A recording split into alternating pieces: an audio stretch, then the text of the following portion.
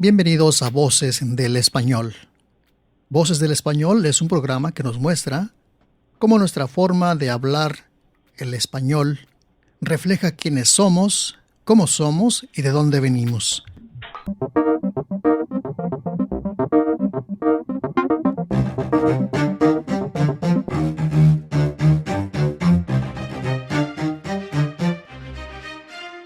Buenas tardes a todos, bienvenidos a este programa Voces del Español número 11. El día de hoy vamos a hablar sobre un tema muy interesante que tiene que ver con cómo en nuestra forma de hablar el español se refleja la distinción que hacemos entre lo femenino y lo masculino. Para abordar este tema hemos invitado a la doctora Sabine Pfleger. Sabine es doctora en lingüística por la UNAM y es especialista en análisis crítico del discurso y en estudios de complejidad. Sabine es profesora en la Escuela Nacional de Lenguas, Lingüística y Traducción de la UNAM y pues estamos muy contentas de recibirte el día de hoy, Sabine, para hablar sobre este interesante tema. Bueno, muchísimas gracias por la invitación, Erika, y adelante. Sí, bueno, Sabine, pues una de las cosas de las que se sorprenden nuestros estudiantes de español cuando empiezan sus primeros cursos de español básico y quieren, nosotros los profesores les tenemos que explicar sus primeras palabras, ¿no? Entonces decimos, la mujer, el hombre, la silla, el escritorio, la mesa, y entonces les empezamos a enseñar que muchas de las palabras que acaban en A son femeninas y las que acaban en O son masculinas. Y eso ya para los que vienen de lenguas que no reflejan esta distinción es una sorpresa, porque entonces dicen, ay, tengo que estar pendiente todo el tiempo de si es él o la, si termina con A o con O. Pero ahí no se termina el problema, porque luego viene una palabra como estudiante que termina con E, y entonces ellos dicen la estudianta y el estudianto, o entonces le decimos, no, es la estudiante o el estudiante. Bueno, eso es desde la perspectiva de los que estudian español como lengua extranjera. Claro.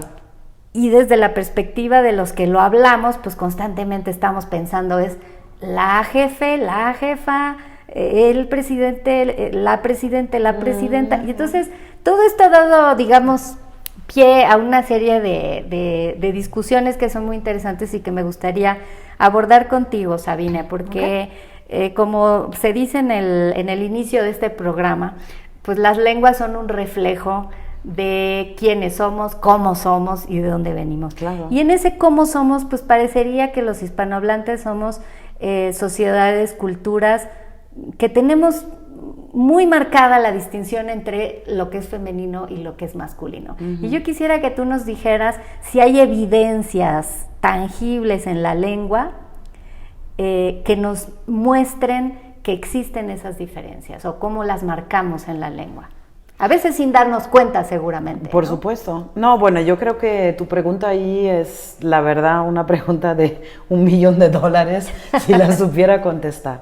Yo creo, y contesto aquí, hay una gran investigadora que se llama Concepción Company, y ella dice, bueno, la lengua per se no tiene sexo en ese sentido. Sí tenemos un género así gramatical marcado, significa que tenemos la o lo cuando se trata de mujeres o de hombres, pero no necesariamente esto significa o puede remitirnos, ¿no?, a también una marcación, digamos, quizás un poco más machista o no. Porque el lenguaje en sí siempre nos lo tenemos que imaginar como que son como pequeñas etiquetas, las palabras, que las usamos, como tú dijiste, inconscientemente, pero a la hora de decirlas, ¿no?, nos abren todo un mundo de ideas, de comportamientos, de aprendizajes que hemos tenido desde niños, ¿no? Y basta con decir la palabra y automáticamente se nos abre este mundo. Y ahí la dificultad para el estudiante del español, que no conoce, no distingue, porque todo es the, ¿no? The woman, the man, the dog, the table, y los ejemplos que diste antes. Entonces parece que fuera muy diferente en estas sociedades. Sin embargo, pasa lo mismo, porque la palabra en sí nuevamente es solamente una etiqueta y trae todo un mundo detrás. Y en ese mundo que se abre al pronunciar, al decir la palabra, está todo. La manera como entendemos la condición de mujer o de hombre, qué valor le damos a ciertos comportamientos de mujer u hombre. Yo recuerdo en alguna ocasión también se interesaban estudiantes por estas variaciones, ¿no? Si decimos, por ejemplo, perro, ¿no? Tiene un valor, y perra, la perra femenina, cuando con ello denotamos a una persona, tiene un valor completamente distinto, ¿no? ¿De dónde nace como toda esta distinción? O sea, si dices una expresión como este hombre es un perro o esta mujer es una perra. Exactamente. ¿Qué evoca uno y qué evoca el otro? Este hombre es un perro, sería un hombre agresivo. Agresivo, tiene como cualidades, se destacan las cualidades del animal que refieren quizás a su fortaleza física, a su manera de imponerse, a, no sé, al ruido que hace, al ruido, a intimidar, exactamente. Cuando digo perra, entran otros valores completamente diferentes, que digamos, lo podíamos entender, se roban del área de los temas tabuizados como de la sexualidad y se meten en esa palabra. Una perra generalmente se entiende como una mujer pues, que tiene relaciones con hombres de manera, digamos, cambiante o algo. O sea, que tiene, ¿agresiva también? También quizás agresiva podía ser, pero más que nada yo creo que el rasgo que más se destaca que es una mujer no de bien, que tiene muchas relaciones con hombres. Es una expresión para denigrar en realidad, para decir denigrar. Que una mujer es una perra, ¿no? Exactamente, ¿no? Pero como está muy tabuizado el tema de la sexualidad, y no solamente en el español, sí, o en las sociedades de habla hispana, sino en todas las sociedades, entonces tenemos que inventarnos recursos, ¿no? de usar palabras, en este caso, digamos, del reino animal. No hablamos de personas, ¿no? Bueno, pero el reino animal, pero referido a personas. Referido a personas, y si tú te das cuenta, si estas expresiones siempre son con animales cerca del ser humano, que conviven con el ser humano. ¿Cómo que otros animales? O sea, no vamos hay? A decir la elefanta y el elefante, o elefanto, o algo así. Eso está muy lejos, muy exótico. Sino son animales cuyos comportamientos podemos observar y que viven cerca con nosotros. Y entonces es más fácil transferir, digamos, a estas palabras, perro, perra, todos estos conceptos. O gallo, gallina, por ejemplo. Por ejemplo también, ¿no? La gallina generalmente es alguien que tiene, no sé, miedo, es una persona tímida o no. Una persona no gallina. Es gallina. Sí. ¿No? Y el gallo, ese sí es alguien que se luce, que tiene plumas, cacarea, ¿no? Sí, claro. ¿No? O sea, es alguien, o sea, ¿no? Que tiene como una presencia. Y tienen que ser animales que hemos observado. Y si observamos el comportamiento de un gallo en su hábitat natural con las gallinitas, pues vemos como las otras quizás se intimidan y el gallo, ¿no? O sea, se siente, o sea, hace un pechito y se siente así. Entonces, esto nos permite, uno, conectar, porque todos tenemos las mismas experiencias al observar estos animales, y dos, podemos con ello expresar áreas de la convivencia social que de otra manera están demasiado tabuizadas como para tematizarlas del diario en nuestro lenguaje. Finalmente a veces se nos olvida, a mí siempre me gusta recordar, aunque se escandaliza un poco la gente, que el ser humano pertenece al reino animal, o sea, en pocas palabras, ¿cierto? Somos animales, que tengamos conciencia, que tengamos el lenguaje, que es una de las cosas que nos diferencia. Bueno, claro que somos animales más o menos sofisticados, pero Está tenemos que tener ciertas relaciones con el mundo animal, ¿no? Claro. Y esta cuestión, como dices, del macho que Sí. se pavonea, ahora voy Sí. a poner al Sí. pavo real, no sé, Sí. que se pavonea frente a las hembras, bueno, pues es una metáfora que se utiliza, Claro. ¿no? Para Claro,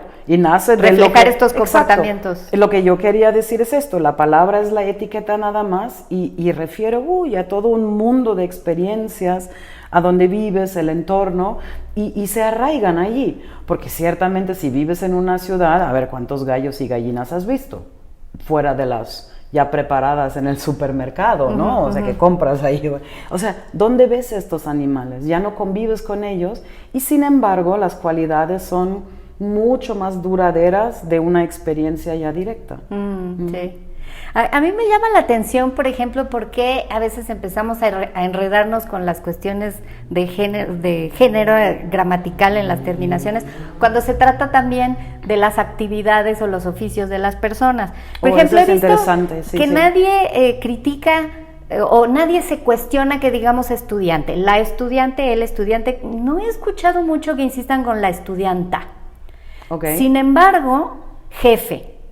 Cuando yo digo el jefe, la jefe, ahí ya no les gusta. La gente prefiere que digas, no, soy la jefa, no la jefe. Pero ¿por qué la jefa y no la estudianta? O sea, como que se pelean en ciertos ámbitos. ¿Sabes qué? Ahora que dices la jefa en español de México, yo creo que eso de la jefa también tiene como una connotación especial. Porque la jefa en sí es, frecuentemente se le dice así a la mamá. O sea, también tiene... bueno, ¿no? claro, eso se me O sea, es la que olvidaba. manda, La jefa, sí. o sea, se agrega un valor adicional como a eso, ¿no? Entonces, la jefe, quizás en el español de México más pronunciado que en otros, ¿no? Bueno, pero serviría entonces la distinción, por ejemplo, cuando yo hablo de la jefe del departamento de español de la UNAM, o de la UNAM Chicago, digo, incluso cuando estoy haciendo los oficios, ¿no? O sea, a veces yo quiero poner la jefe y luego me lo corrigen y me ponen la jefa.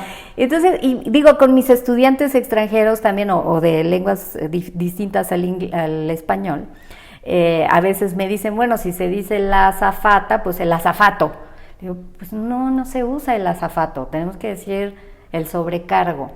Pero también podemos decir la sobrecargo, el sobrecargo, pero no decimos el azafato y la azafata. Por eso decía lo de las ciertas actividades, algunas muy asociadas hacia las mujeres. Eso es cierto. Como pero la enfermera, el enfermero no causa problema. No, ya no tanto. ¿Qué nos dice esto?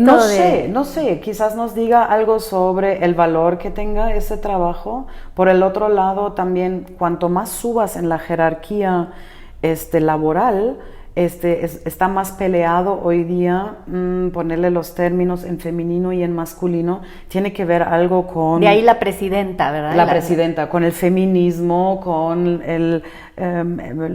la lucha por los derechos de la mujer de las últimas 3-4 décadas. Y entonces, o sea, jefa, presidenta, directora, doctora, etcétera. O sea, eso es parte del logro de una lucha. Y quizás otras profesiones, sin querer ofender a nadie, no se tienen tanto en el radar, ¿no? Como el ejemplo de la azafata. No parece tan importante poner ahí también un nombre masculino y se hace un préstamo de otro lado y con eso queda bien. No sé. Sí. Pero es interesante, ¿no? Ir viendo esas cosas. Me parece, tu propuesta me parece interesante. Sabine, si me lo permites, te propongo que hagamos una pequeña pausa y después de eso regresamos para seguir comentando un poco esta relación que hay entre los conceptos que tenemos en las culturas y cómo los verbalizamos. Y vamos a ver si de regreso también el cambiar la forma de verbalizar podría cambiar nuestra forma de ser. ¿Te parece? Me parece excelente, gracias. Excelente, gracias.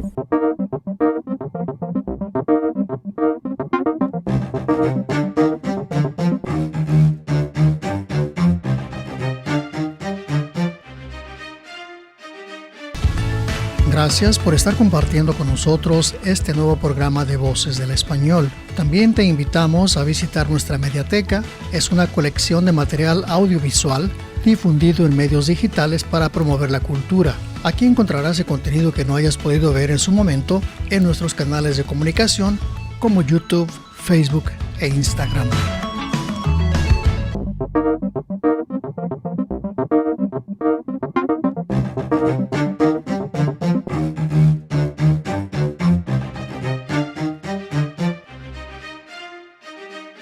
Bienvenidos de nuevo, gracias por quedarse con nosotros. Estamos hablando sobre este interesante tema de cómo marcamos lo femenino y lo masculino en el español. Y estamos entrevistando para ello a la doctora Sabine Pfleger, doctora en lingüística y especialista en análisis del discurso crítico. Entonces, Sabine, ya nos comentaste en la primera parte del programa y nos ejemplificaste algunas formas como vertimos en ciertas palabras, por ejemplo las asociadas a algunos animales, en la versión masculina ciertas connotaciones y en la versión femenina otras connotaciones que no son necesariamente propiedad de la palabra, porque la palabra denota un animal que no tiene esas características humanas que nosotros ponemos en ellas. Pero bueno, entonces ya hablamos un poco de cómo vamos del concepto a la palabra. Y ahora lo que quiero preguntarte es si habría posibilidad de que al cambiar nuestra forma de hablar o obligándonos a modificarnos nuestra forma de hablar, lograríamos generar un cambio en nuestra forma de conceptualizar, en nuestra realidad. O sea, por ejemplo, todas estas propuestas de las personas que quieren neutralizar el género, en diferentes ámbitos, cuando hablan de la lengua dicen, bueno, pues no vamos a decir, no nos vamos a referir ni a ellos ni a ellas, sino a ellas. O usan la usan la X. Bueno, la arroba se utilizaba, ahora utilizan una X, ellas, y dicen ellas, lo pronuncian ellas, pero escriben con X. Bueno, me han dicho una serie de cosas, incluso profesores universitarios me han dicho en Chicago, mis alumnos me exigen que me refiera a ellos cuando doy la clase en español como ellas, ¿no? Ellas. Ajá. O que les diga de un modo o del otro, pero no que no sea la elección del hablante, sino de la persona a la que te estás dirigiendo, ¿no? Entonces, bueno, la pregunta es esa, si obligándonos a modificar nuestra materia lingüística, realmente vamos a generar un cambio en nuestra sociedad y en la forma como conceptualizamos culturalmente lo femenino y lo masculino. Híjole, es de una enorme complejidad. Yo creo que en primer lugar nos concientiza a que existen formas de hablar que puedan o no denigrar, discriminar o excluir a otras personas, en este caso la mujer, ¿no? Y estar consciente de lo que hacemos es un primer paso hacia cualquier tipo de cambio que deseemos hacer. Ahora bien, encontrar formas muy poco prácticas, artificiales, como una X, pero que se pronuncia de otra manera y todo eso, no estoy segura si a través de esto logramos el efecto deseado, sino más bien porque resulta como demasiado artificial para mí.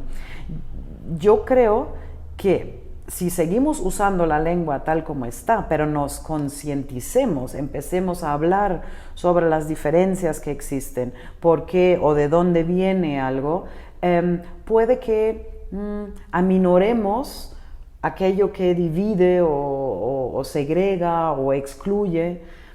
En todo caso, sería un proceso de enorme longitud, porque toma muchísimo tiempo cambiar lo que son los significados ocultos, digamos, detrás de una palabra. Si te acuerdas, en la primera parte hablamos del gallo y la gallina, porque en algún momento convivíamos con estos animales, observábamos su comportamiento, le dábamos valores humanos. Y hoy día, no sé, 3/4 partes de la población viven en ciudades y ya no tienen contacto con esos animales. Y sin embargo, los valores asociados a el comportamiento humanizado en estos animales sigue vigente, pues te puedes imaginar cuánto tiempo puede tomar un cambio de significado, un cambio de conceptos en una palabra. Entonces yo creo que más bien, en vez de usar palabras un tanto artificiales y en 2 años cambiamos y la X ya no conviene y ahora le ponemos... Antes se usaba la arroba. La arroba o algo así. Yo creo que lo que tenemos que hacer es un esfuerzo de estar conscientes cómo nos comportamos, cómo nos queremos relacionar y qué tipo de valores le adjudicamos al género femenino, al masculino, indistintamente si las palabras estén allí o no. Sabine, tú eres alemana de Sí. origen, ¿cierto? Y entiendo que en el alemán, en la lengua, utilizan 3 géneros gramaticales. Sí. Tienen un femenino, Neutro. un masculino y un neutro. Es correcto, sí. Me pregunto si en Alemania han echado mano de este género neutro para hacer ese efecto que en estas sociedades hispanohablantes están tratando de hacer con la X o con la E. No que yo sepa. Incluso neutro ha dado pie también a un montón de estudios feministas. Por ejemplo, cuando nos referimos a una niña, es un género neutro. Cuando se convierte en mujer, es un género femenino. Pero la conversión... O sea, sería algo así como decir lo niña, pero después la mujer. La mujer. Okay. Pero la calidad de la mujer la logras a través de el hombre, porque te conviertes desde lo niña a la mujer a través de el acto de casamiento, etcétera, etcétera, que te conviertes no en por mujer. alcanzar cierta edad ya eres No. mujer, ya te conviertes en No. mujer. ¿No? Y todavía hace 40 años, entonces... ¿Qué dicen señorita? ¿Una de 15 años le dice niña? ¿O? Y se les decía señoritas y todo eso a las señoras, aún grandes, pero si no estaban casadas, pues seguían en su condición un tanto neutra, un tanto indefinida, no femenina. Qué Chistoso, ¿no? Sí. Claro, eso ha cambiado. Se trata de eliminar como ese tipo de discriminaciones, como sienten las mujeres, demasiado obvias, pero que yo sepa, y si alguien de ustedes sabe de algún estudio sería maravilloso, pero no se ha hecho mano del género neutro como para aminorar, suavizar las diferencias entre lo masculino y femenino. Sí, porque por ejemplo Además, en inglés efectivamente, como decía, se dice the man, the woman, yeah. Pero siempre hay el momento en que te tienes que referir con el pronombre he o she o his o it. her, him, Yeah. her, y lo que he visto en los artículos académicos de lingüistas que suelen estar muy conscientes de estas cuestiones, es que cuando se refieren a una persona en general, que no tiene que ser ni hombre ni mujer, ¿no? Sino a un sujeto, por ejemplo, un hablante que dice ciertas cosas, que no nos interesa si es hombre o mujer, pero entonces lo que hacen es que le van variando, a veces dicen him, a veces dicen her, simplemente para balancear y que no haya ahí exacto. O sea que no es porque la lengua necesariamente lo marque o no lo marque, como que buscamos tenemos la necesidad de marcar si el sujeto que habla es un hombre o es una mujer, ¿no? O del que hablamos. Sí, o sea, nos interesa, tenemos curiosidad, pero la curiosidad no viene, digamos, del lenguaje, sino de los conceptos. O sea, y hay estudios en sociolingüística sobre eso, que si sabemos que ciertos enunciados están hechos por un hombre, los valoramos de una manera. Si los dice una mujer, los valoramos de manera muy distinta. A ver, ponme un ejemplo. No sé, podíamos imaginarnos, no sé, alguna cosa, digamos, del argot, así un poco más cotidiano, de cómo hablan en un bar o algo. Oye, güey, tráeme una cerveza. Sí, muy distinto que un hombre diga, oye, güey, oye, cabrón. Cabrón. A que una mujer lo diga, sí. ¿cierto? O la mujer diga, no, palabras muy, muy fuertes o algo así. Sí, bueno, ya no las voy a decir aquí. No. Pero he escuchado... Nos van a poner el pi. No, esto es interesante. He escuchado estudiantes extranjeras que han venido a México a estudiar español,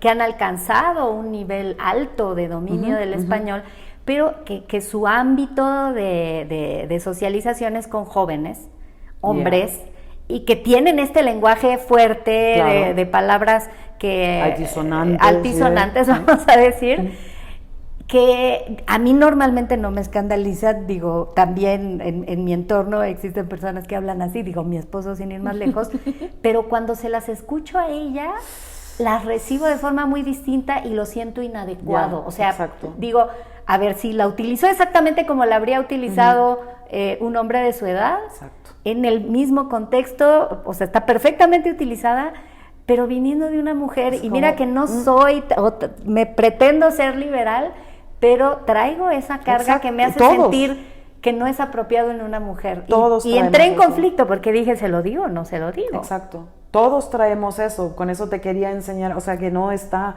en la marcación si tengo un la, lo, le, li, le. O sea, no importa eso, porque lo que hay detrás es mucho más fuerte, ¿no? Esa parte de los conceptos. Pero hablando como lo estamos hablando tú y yo ahora, yo creo que eso es un primer paso, porque entonces si te sensibilizas, te concientizas, y en la próxima dices tú, simplemente no me gusta cómo hablan, indistintamente si es hombre o mujer, esto no me gusta. O si digo jefe, como tú proponías, la jefe o la jefa, no quiero marcar con eso una distinción a que sea una mujer o un hombre. O sea, poquito a poco yo creo que esa es como la dinámica que debemos de adoptar. Y si dentro de este proceso de sensibilización surgen nuevas propuestas, nuevas palabras, pues bienvenido, pero forzarlas, imponernos nuevas etiquetas cuando todo, como tú lo acabas de describir súper bien, todo dentro de nosotros sigue otra experiencialidad, va a ser muy difícil. Sí, yo siempre he dicho además que los lingüistas no estamos para decir que Cómo está bien hablar. y que está mal, Exacto. ni qué es lo correcto o lo incorrecto, cómo se debe o no se debe hablar. Los lingüistas estamos para analizar, hacer como Exacto. lo que tú haces, un análisis crítico del discurso que tenemos y ver qué cosas están reflejando allí Exacto. de una sociedad. Exactamente. Pero nosotros no podemos, como dices tú, a través de la lengua manipular lo que ocurre en la sociedad. Lo que ocurre en la sociedad, sea lo que sea, cuestionable o no, se va a reflejar en la lengua. Y allí lo vamos a ver. Y regresando al ejemplo, digamos, en el alemán, una vez que la mujer ocupa lugares laborales, tiene mayor independencia, vivimos todo un proceso de la llamada revolución femenina a partir del 68, automáticamente se cae en desuso o se deja de usar estas ideas de neutralizar, digamos, el género, ¿no? De alguna manera, y encontramos otras soluciones porque tenemos un desarrollo social detrás de la lengua. Yo creo que es por allí, tenemos que educarnos más a no marcar este tipo de distinciones y marcar a la mujer como tú no te puedes comportar así, y por eso... Sí, pero hay imágenes y metáforas que son, bueno, yo diría ancestrales, aunque tú Ajá. como hablante del alemán me vas a refutar. Estoy pensando, sí, por ejemplo, en el sol y la luna. Yeah. Que en el español el sol, que es masculino, y la luna, alemán. y a la luna se la ha asociado con la mujer, Yeah. con muchas características nocturnas y cosas así, Sí. y el sol poderoso, etcétera. Sí. Pero si no me equivoco, en alemán Es completamente al revés. ¿cómo es? O sea, es la sol y el luna. Entonces todas estas, digamos, ideas asociadas al sol y la luna, pues supongo que no funcionan, no funcionan de otra manera. Por eso también es necesario decir, la manera como hablamos sí tiene que ver con cómo generamos nuestra cultura, o sea, ¿no? De alguna manera no podemos separar siempre 100% de cómo nos manifestamos a través del lenguaje y de nuestros conceptos. Hay una especie de fusión después de un tiempo, ¿no? Y claro, eso genera conceptos culturales como los que acabas de describir, del sol, de la luna, etc. Y en alemán, pues no tenemos otras referencias, ¿no? O sea, la sol como una fortaleza femenina, generadora, etcétera, etcétera, ¿no? Y el luna, ¿no? En este caso, o sea, no tiene nada... Es que además es el sol grande y la luna chiquita, entonces hay Bueno, toda una serie de cosas que ahí exacto, no se conectan Entonces necesariamente. es culturalmente distinto, como lo vemos. Sí, ¿no? sí. La pregunta es, ¿tiene relevancia todavía para nosotros hoy? Quizás no. Bueno, Pero algunas otras cosas sí. Y generalmente son mucho más fuertes las del diario. Esas cosas que vivimos cotidianamente desde que nos levantamos hasta que nos acostamos y no tanto las filosofías que se han hecho alrededor de los astros o algo así. Sí, pero quizás las ¿no? jerarquías sociales, como Bueno, decíamos, como puede ser. lo que mencionabas el jefe o el que Sí. manda, o Sí. ¿verdad? Sí. Sí, y bueno, quizá podríamos concluir, Sabine, que si bien no podemos, o sea, como lingüistas no buscamos decir cómo debe de decirse o cómo debe de hacerse algo en la lengua, pero sí creo que estamos a favor de promover la reflexión de la lengua, Sí, o sea, que a través sí, de la lengua podamos reflexionar quiénes somos y cómo somos. Definitivamente. O sea, el poder sacar toda esta parte subconsciente, vernos como en un espejo reflejados, que toda esa parte que no vemos de nosotros mismos, a través de cómo hablamos, podamos irnos haciendo conscientes de ello. Lo has dicho perfectamente bien. Hay unos investigadores que se llaman Humberto Maturana y Francisco Varela que dijeron que somos en el lenguaje y a través de él. O sea, de alguna manera sí estamos como determinados, nutrimos el lenguaje y este lenguaje también de alguna manera nos muestra cómo somos, ¿no? Entonces, sí, tienes toda la razón. Pues muchísimas gracias por esta interesantísima conversación, Sabine. Espero que en futuras ocasiones tengamos oportunidad de abordar muchos otros temas de lo mucho que haces en tu campo de investigación. Pues muchísimas gracias a ti y cuando quieras, encantada. Pues de nuevo, gracias a todos por habernos acompañado en este programa y los invitamos como siempre a enviarnos sus comentarios, sugerencias de los temas que quieran que abordemos en este programa a través de la página web de Spanish Public Radio, de la página web de UNAM Chicago o de nuestras respectivas páginas de Facebook. Muchas gracias y hasta la próxima. Esto ha sido todo por hoy en Voces del Español. Invitados al próximo de la serie.